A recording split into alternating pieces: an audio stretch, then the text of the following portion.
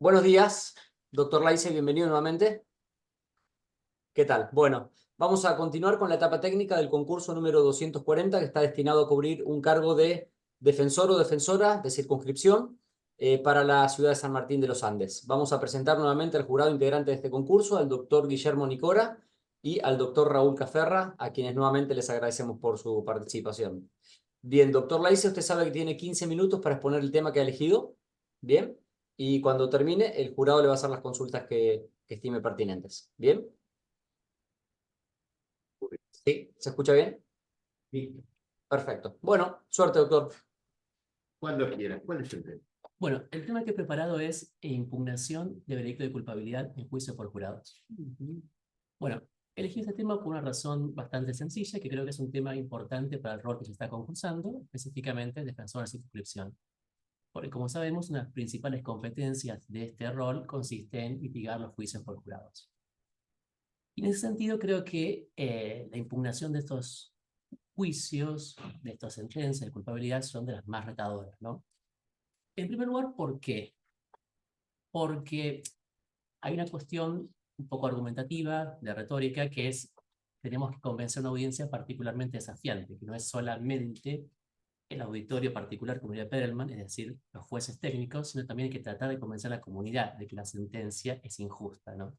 Particularmente en comunidades pequeñas como en la circunscripción 4, ¿no? Bueno, eso por un lado, ¿no? Eso en cuanto al desafío retórico de todo esto, ¿no? Ahora bien, hay tres causales que están expresamente reguladas en el código y una cuarta que es una creación pretoriana de jurisprudencia interamericana, nacional y local.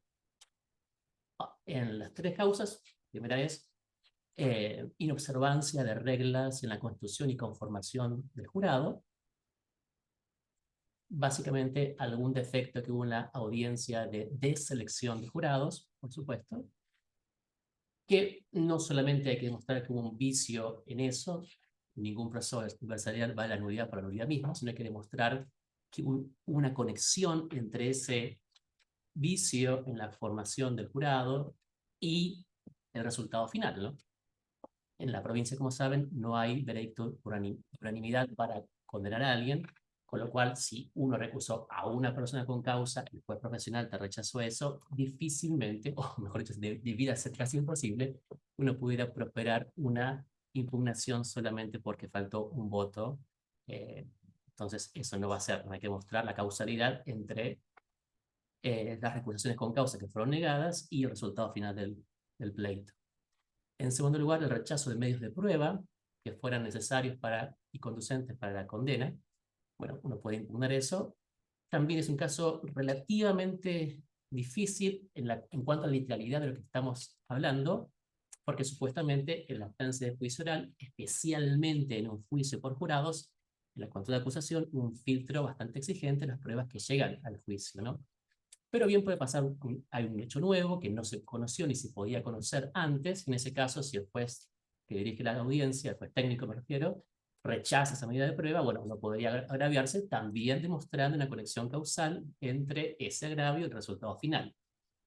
Hay que mostrar en otras palabras que la prueba fue esencial, la rechazada fue esencial para el resultado, ¿no?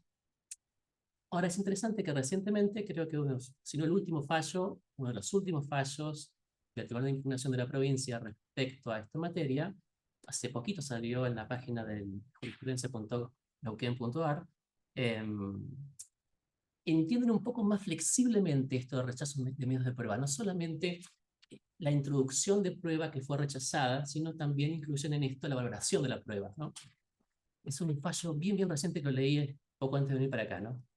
Yo no, ayer cuéntame un poquito. Bueno, era un caso de abuso sexual gravemente ultrajante, con acceso carnal de tres menores, y ¿cómo se llama? Bueno, fue condenado el hombre que cometió esto, y se imputaba responsabilidad como partícipe necesaria a la madre de los chicos, básicamente de una comisión por omisión, ¿no? Muy sintéticamente, no, lo estoy haciendo para no perder demasiado de mi tiempo. Perdone. Bueno, entonces, el hombre quedó condenado, la impugnación no prosperó, creo que lo lleva adelante un litigante privado, si mal no estoy, Y en cambio, la defensa de la señora fue exitosa. ¿Por qué? Porque lo que planteó el defensor y acogió el tribunal de impugnación es que el jurado popular no valoró adecuadamente la prueba en cuanto no es lo mismo no conocer y no hacer nada, si mal no entiendo, a, ¿cómo se dice? Saber y no hacer. Ajá. Exactamente por ese lado iba la distinción, ¿no? Lo que dice el tribunal es, bueno, la fiscalía no demostró que ella sabía lo que estaba haciendo, que tenía una conexión en el plan criminal de su pareja para cometer esos abusos. En definitiva, lo que dice es, no probó la coautoría, ¿no? En la fiscalía de la señora, eh, con lo cual, por más que el jurado popular condenó a la señora, el tribunal de impugnación la terminó exonerando de responsabilidad, ¿no? Me falta el tercer punto, es las instrucciones al jurado, por supuesto. Como hacemos instrucciones que son generales, que están estandarizadas, a menos de que algunas se podrían discutir en alguna audiencia de instrucciones finales, por ejemplo, la valoración de la prueba, ¿no? La estrategia defensista va a ser discutir la suficiencia probatoria. Bueno, sería interesante por ahí discutir si el canon, el protocolo de explicación de la duda razonable es suficiente, adecuado para el juicio por jurados que nos toca litigar, ¿no? Pero fundamentalmente lo que más se litiga es las instrucciones sobre la motivación de la sentencia, mejor dicho, del derecho sustantivo aplicable al caso concreto, ¿no? Porque ahí radica la motivación de la sentencia del juicio por jurado, ¿no? Algunos antijuradistas simplifican demasiado este problema y plantean que no, las sentencias de juicio por jurado son una barbaridad porque no respetan el derecho fundamental o humano o la debida motivación de la sentencia, ¿no? Lo cual me parece que es una reducción un poquito simplificadora y excesiva. ¿Por qué? Porque como dice la Corte Interamericana, en PPC y PPR, o al revés, siempre me confundo el orden de... Yo también. contra Nicaragua en 2018, bueno, la motivación de la sentencia en juicio por jurados radica precisamente en la explicación que hace el juez profesional a los jurados legos, ¿no? En otras palabras, la Corte Interamericana recoge la distinción entre una cosa es que la motivación no esté expresada y otra cosa es que no exista. Son dos cosas sustancialmente distintas, ¿no? Y algo parecido recoge la corte nuestra en Canales, por supuesto, ¿no? Y bueno, y por último, pero no menos importante, esto sí es una declaración pretoriana, el derecho al recurso amplio e integral, ¿no? Bueno, en ese sentido también uno puede alegar este derecho para impugnar una sentencia, sobre todo cuando no estamos muy seguros, o mejor dicho, cuando en nuestro caso no encaja perfectamente en una de estas tres causales, ¿no? Como les contaba antes, este caso reciente de la impugnación fue por el lado de la valoración de la prueba en el rechazo de medios de prueba, ¿no? Una interpretación creativa, pongámosle, en el buen sentido, del tribunal de impugnación, pero digamos, apostar por eso como litigante me parece que hubiera sido arriesgado. Lo más sensato hubiera sido canalizarlo por derecho al recurso y anclarse en jurisprudencia de Casal, por ejemplo, y en la Corte Americana, entre otros, Ulloa Herrera contra Costa Rica, ¿no? Bien, ¿cómo estamos a tiempo? 6 minutos. Bueno, esto también tuvo sus correlatos en las discusiones locales. En el caso Salinas, en 2015, ya comenzó todo este debate, por supuesto. Tras la impugnación acogió la tesis amplia, que por ejemplo acá defiende el ministro del Tribunal Superior de Justicia, el OSU, y bueno, aceptó una impugnación de una sentencia de juicio por jurados populares, lo cual generó una reacción. Unas personas como la doctora Leticia Lorenzo y el fiscal general Jerez pusieron el grito en el cielo frente a eso, entendible desde su rol. los argumentos que tuvieron, al menos por lo que estuve reconstruyendo por la prensa y por artículos de diarios especializados, me parece que fueron un poquito endebles en cuanto se concentró más en la autoridad del tribunal de impugnación que en los argumentos jurídicos propiamente dichos. Es decir, por lo menos Jerez y Jerez un poquitito más confusamente más se concentraba en la autoridad que tenía el tribunal o que no tendría el tribunal para revisar lo que decide en juicio por jurados populares, más que en defender la consistencia de ese razonamiento probatorio del jurado popular, ¿no?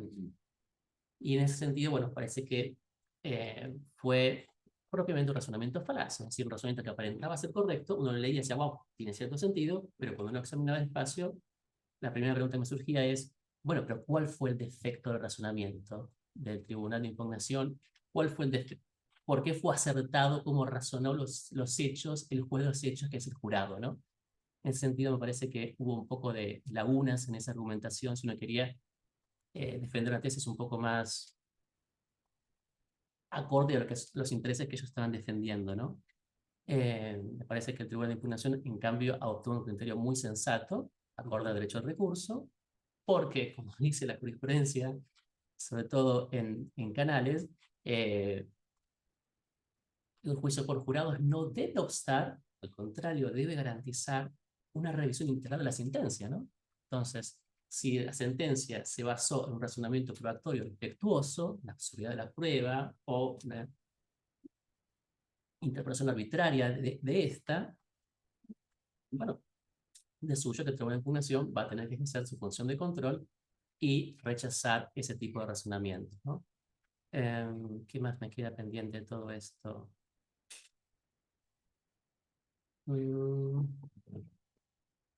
No, creo que es suficiente por ahora. Bueno, muchas gracias sobre todo por regalarnos estos 3 minutos. Yo voy a hacer sobre su interesante exposición, sobre un tema que aparte me resulta muy caro.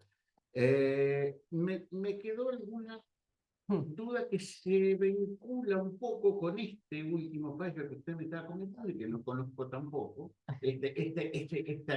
que usted llama una creación jurisprudencial o por lo menos una extensión en miras al derecho al recurso. Claro. La pregunta es la siguiente.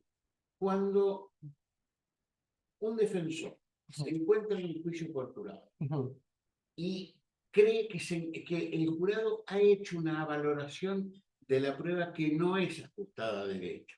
Entiendo Perfecto. que sería la hipótesis de este caso. Sí. ¿Cuál cree usted que es el camino para fundar el agravio a la hora de la impugnación? Es decir, si vamos a la crítica política, diría yo, de Losú y de Lorenzo, que me entero por usted y la tomo como que los conozco y me parece que es razonable que hayan ido por ese lado, el Tribunal de Impugnación no puede enmendarle la plana al pueblo. Esta sería, me parece, la forma de que deben haber argumentado. Por una serie de argumentos políticos que uno puede considerar, pero que de ninguna manera, y ahí va lo que usted dice, defiende de la posición de ti, de ninguna manera esto puede ir en contra del derecho al recurso, en contra del derecho al doble conforme, que es una garantía. Si usted está en esa visión, ¿sobre qué aspectos haría hincapié para tratar de evitar la crítica política, por decir así? Para que el Tribunal de Impugnación no diga, no, el defensor nos está invitando a que vayamos en contra de la autoridad del jurado popular, y eso no lo vamos a hacer. ¿Por dónde le enfocaría? Entiendo lo que va a su pregunta.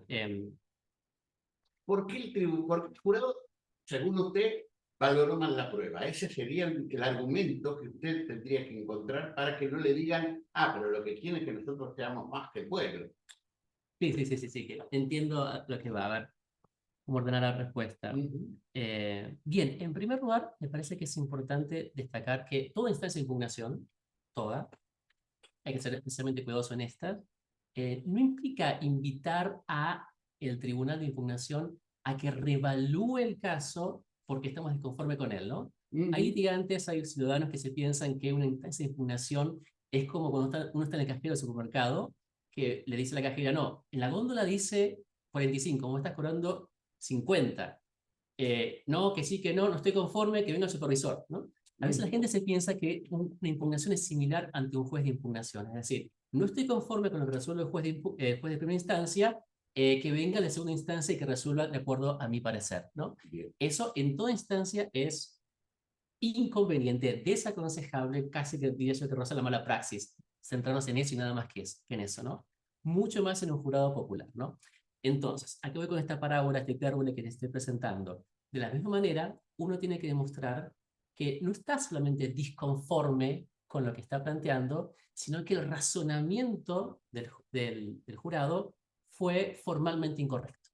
Entonces uno tiene que demostrar, por ejemplo, una falla en la inferencia lógica, cómo pasó de esto a aquello, ¿no?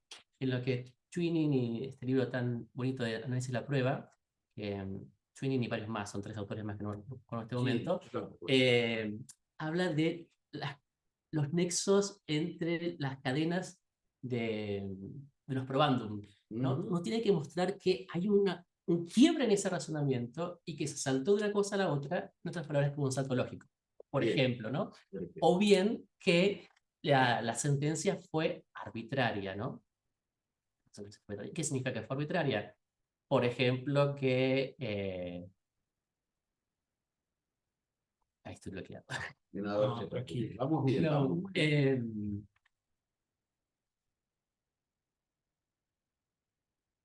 dice, no es arbitraria. Sí, pues arbitraria que no se basó en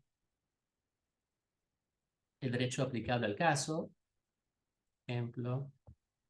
Y, bien, y por otra parte, como decíamos antes, en el Tribunal Superior de Justicia de la provincia, del caso Ríos en 2017, lo que plantea es que la impugnación es una instancia más que nada de control de razonabilidad de lo decidido, ¿no?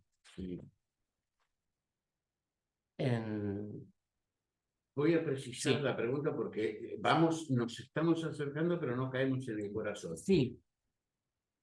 Recién usted explicó en su posición muy adecuadamente que lo que dice BPC y BRC con Nicaragua o algo así, y Canales, es que la fundamentación no está en la expresión de la motivación del veredicto, que no existe, sino en otro lado.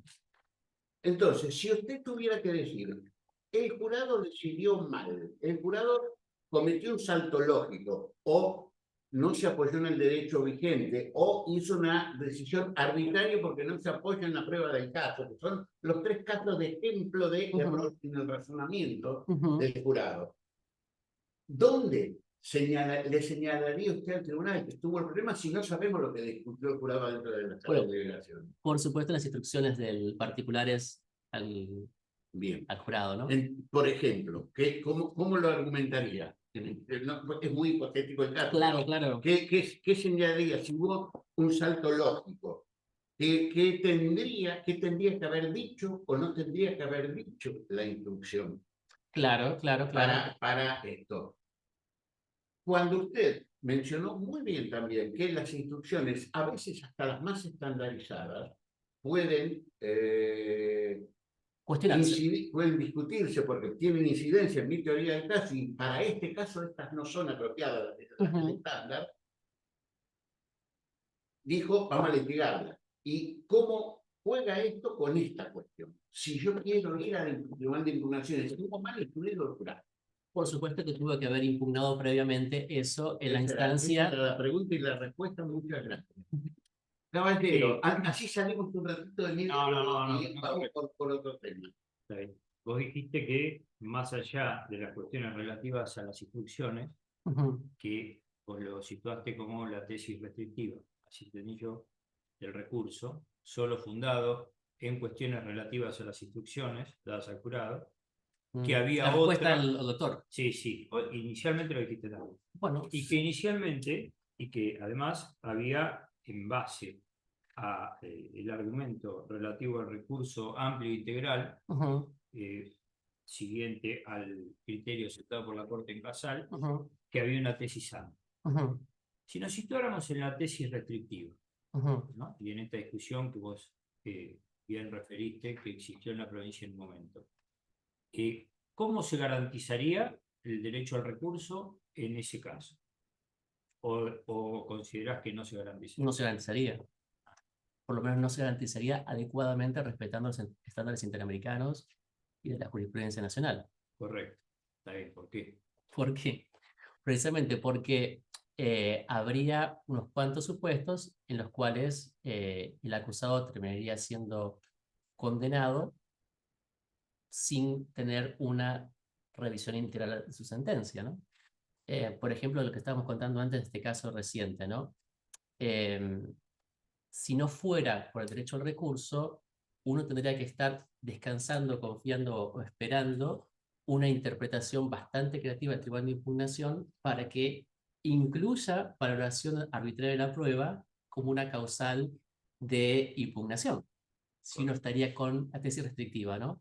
Que la verdad que esa impugnación, me parece, leí la sentencia, me parece muy sensata, muy bien razonada, tal y tal, pero si rigiera la tesis restrictiva a rajatabla, el Tribunal Superior de Justicia tendría algunas herramientas como para dar vuelta a eso, ¿no? Por ejemplo.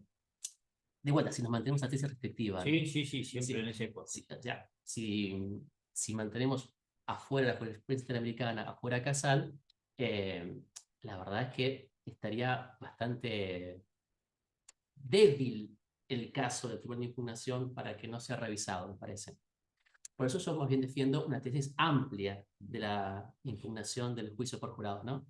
Lo que describía era cuál es el estado en la regulación procesal de la provincia, ¿no? Y el cuarto supuesto, más bien, abre el grifo a una revisión amplia de la sentencia del juicio por jurados, ¿no? Pero siempre hay que tratar de mantenernos, como decía el doctor, con lo que invitaba las preguntas, en un criterio estrictamente técnico, ¿no? Discutiendo que por ejemplo, las instrucciones del jurado fueron incorrectas y que eso fue lo que motivó una sentencia inadecuada. Salgo de su posición, pero me quedo en jurado. Muy bien. Quiero proponerle una situación hipotética y conocer cuál sería su estrategia para trabajar el tema. Imagine que usted defiende a una persona que está acusada de matar a su hijo, una madre que está acusada de maltratar a su hijo y darle golpes de una forma que le produzca una hemorragia interna y se murió. Esta es la acusación de la fiscalía. Homicidio agravado por el vínculo, homicidio calificado, está clara la pretensión punitiva de la fiscalía y la necesidad de encontrar de llegar a una prisión perpetua en caso de que sea encontrada culpable. Bien. Imagine que en el medio del juicio, a partir de circunstancias que aparecen de la prueba, su cliente, con la anuencia suya, obviamente le preguntó primero, pide declarar y dice: ahora que escuché cómo murió mi hijo, me estoy dando cuenta que es capaz que lo maté yo. Porque cuando él estaba convulsionando, los amarré y a lo mejor sin querer lo lastimé. Esta era la declaración que nunca se había dado, que se da en el medio de... Llegamos a la etapa de instrucciones. Usted pide al juez que instruya al jurado sobre los requisitos y la existencia del delito de homicidio culposo. Porque entiende que podría, por una prueba que se ha producido, encuadrar en homicidio culposo. El fiscal se opone rotundamente. Dice: la acusación por la que yo traje a esta señora en juicio es de homicidio calificado. Si me vienen por un cambio de la calificación, están violando el principio de congruencia, y me opongo rotundamente a el delito menor incluido que pretende el defensor que se incluya en las instrucciones adecuadas. El juez da solo instrucciones de homicidio calificado por el vínculo y le rechaza a usted la pretensión de instruir por homicidio culposo al jurado. Y le dice al jurado: ustedes tienen dos opciones de veredicto: culpable de homicidio agravado por el vínculo, no culpable de homicidio agravado por el vínculo, y ahí se acabó la opción que ustedes tienen, porque de esto se trata el juicio. ¿Sí? Este es el formulario de veredicto, por decirlo. Sí.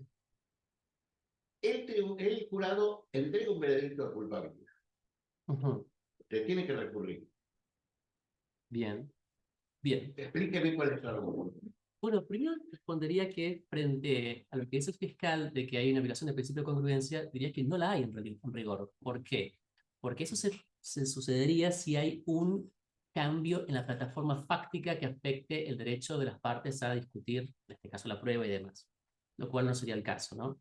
En efecto, el juez profesional, en virtud del principio de iuris nubit curia, los jueces saben del derecho, pueden alterar la calificación jurídica de los hechos siempre y cuando se mantengan en la plataforma fáctica, ¿no? Y si es que la cambian, garantizando el derecho de las partes a la contradicción, ¿no? Lo cual, acá no cambia la plataforma fáctica, por lo cual el juez puede y debería ofrecer hipótesis de delitos menores para los cuales subsumir la conducta, ¿no? Yo creo que los jueces deben hacerlo, ¿no? Más aún si el defensor lo pide. Y si el defensor no lo pide, Lo puede hacer el juez tranquilamente. Lo puede hacer tranquilamente, ¿no? no repita la frase en latín porque dice que trae mala. No, esa no. Pero, el problema. Puede ser, pues la dije mal, con lo cual por ahí pasó. ¿Cuál no era eso? Hablamos en castellano. Pero bueno, mi punto El es... juez debería. Ahora, Sí, entiendo su razonamiento para enfocar el tema. Sí. Entonces, ¿cuál sería el motivo principal de agravio por el cual usted iría, y tiene que ver con su posición, Por al supuesto. Tribunal de Impugnación a decir, este veredicto del jurado no puede mantenerse y debe ser revocado? En este caso, apelarían a la causal tercera del Código Procesal de la provincia, ¿no? A ver. Y, es decir, instrucciones defectuosas al jurado, ¿no? Es importante, y yo tendría que mantener en la reserva de impugnación, en la audiencia de litigación de las instrucciones al jurado, que precisamente, bueno, se está afectando el hecho a la defensa porque se está negando la posibilidad de subsumir la misma plataforma fáctica en una hipótesis menor de delito, nos está ofreciendo al jurado la posibilidad de que delibere si la conducta de la acusada se subsume en esa hipótesis menor, ¿no?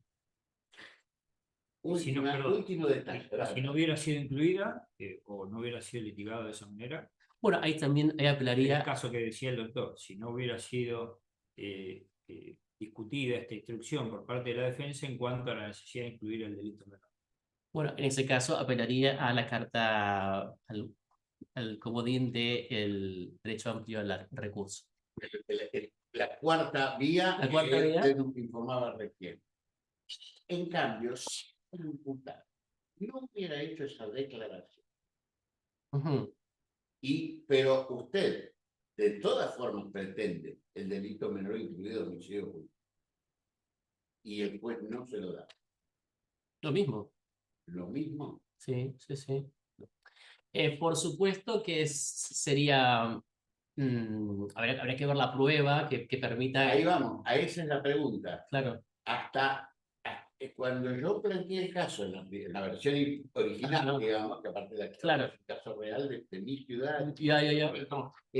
por el Tribunal de Casación de la Provincia y la Corte, el hecho, la prueba, mejor dicho, que aparece en el juicio es la declaración.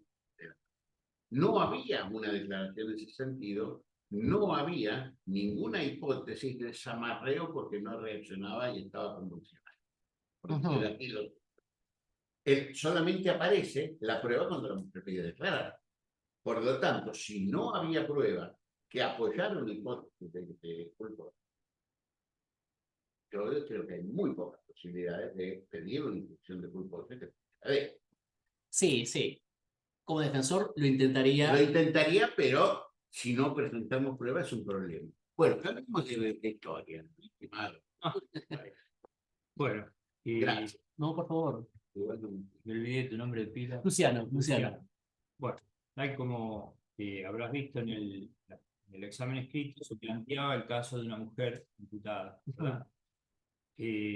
También evidenciaste en tu exposición respecto del juicio por jurado un conocimiento de lo que es la realidad provincial. ¿Conocés cuál es la realidad provincial en lo que respecta a la realidad carcelaria? Sí, conozco. Sí.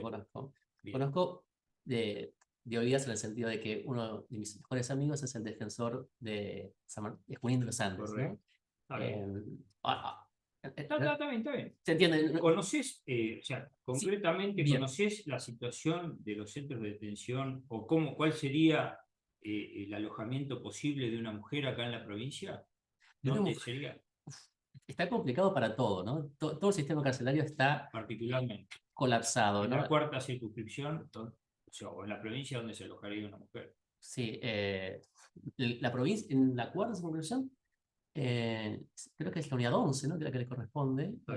Y está todo sobrepoblado y bueno, eso es normal que suceda en los años posteleccionarios, porque en años eleccionarios se concentra la obra pública en otras cuestiones que rinden más votos y bueno, acercarse es una cosa precisamente taquillera y bueno, estamos en déficit de alojamiento carcelario, ¿no? Está bien. Y particularmente lo que respecta a las mujeres y la realidad carcelaria. O sea, en el caso de que la imputada que vos te tocara defender y que fuera alojada en prisión preventiva, dado que está cumpliendo una medida cautelar no condenada, tuviera la necesidad de ser alojada en un establecimiento. Y termina siendo alojada en alguna de las comisarías de la cuarta circunscripción. ¿Hay alguna posibilidad de alojamiento de mujeres en esta circunscripción? en la la que vos cuarta, estás concursando. no estoy al tanto. Está bien, bueno. Supongamos el caso de que finalmente es alojada en condiciones que a tu criterio resultan indignas. ¿Vos conocés algún instrumento internacional que sería de aplicación para evaluar si esas condiciones son dignas o no? Sí, sí, sí. Hay instrumentos internacionales que regulan las condiciones de tratamiento carcelario de las personas. Las reglas de Bangkok, si no estoy, aplican a todo esto. También hay jurisprudencia interamericana sobre lo que significan el caso famoso de Mendoza contra Argentina. El caso Mendoza le dicen, ¿no? En cual la La Corte Bangkok en Interamericana. relación a las mujeres. ¿Alguna más general? A ver, más general. Bangkok. Relativa a la detención. No, no me acuerdo, pero Bueno, es parte de las garantías. supongamos que es alojada en alguna comisaría de la circunscripción, la cuarta circunscripción, en la cual hay distintos déficits, como por ejemplo imposibilidad de higienizarse adecuadamente, que atenta contra su condición de mujer, que requiere ciertas condiciones específicas, déficit de calefacción, déficit en cuanto a la limpieza y a la evacuación de los desechos, el baño, por ejemplo. No es un lugar habilitado, pero que fue habilitado por esta situación que vos conocés. ¿Qué actitud adoptarías vos como defensor en ese caso? Bueno, pediría que se revise la prisión preventiva en virtud de las indignas condiciones en las cuales se está sometiendo. ¿Qué mecanismo procesal usaría? ¿Cuáles?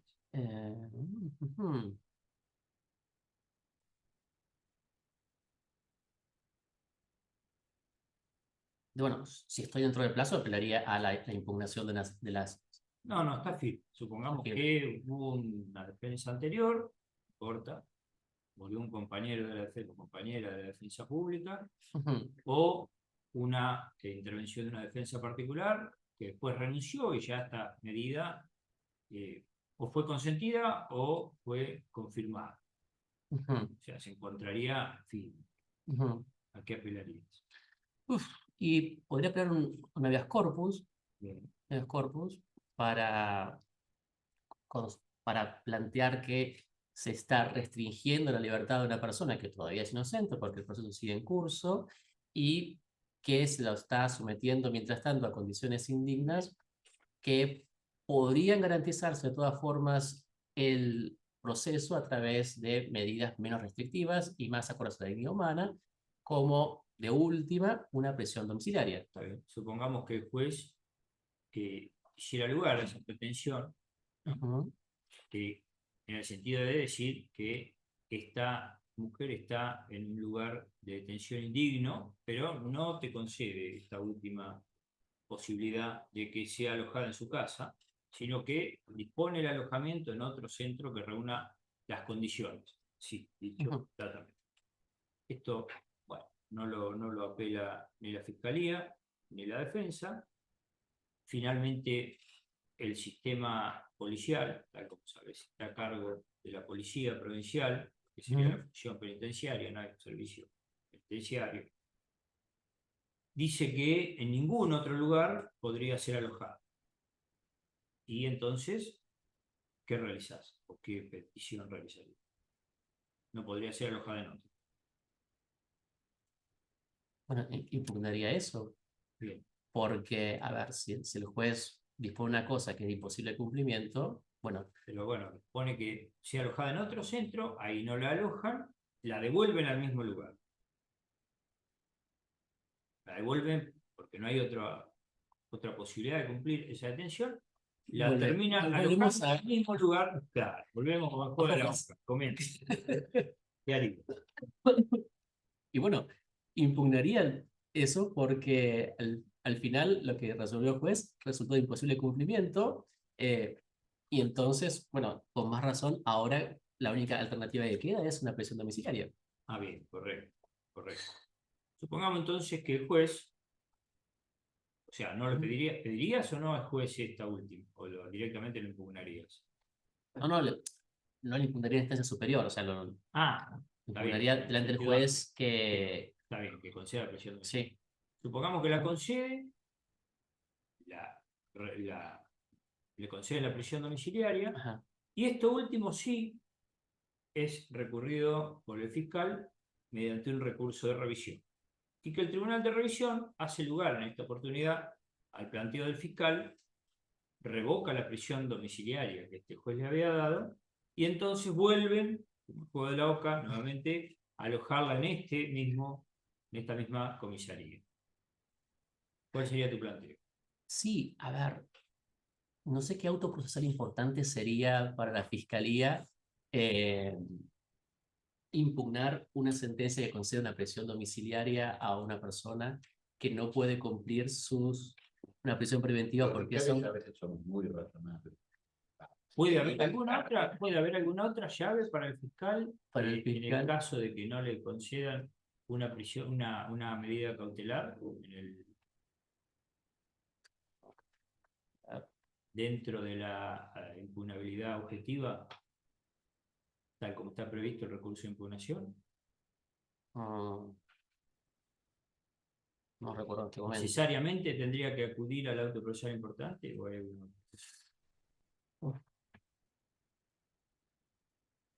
No recuerdo en este momento, no recuerdo en este momento. Bueno.